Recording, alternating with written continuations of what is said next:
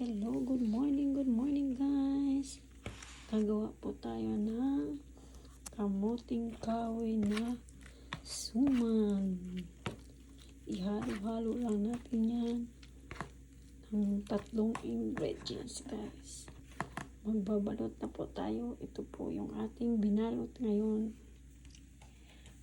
Naka-i-steam na natin yan siya guys. Pagkatapos ayan po yung ating suman na balanghoy. Ito po yung ating recipe for today. Ayan siya guys.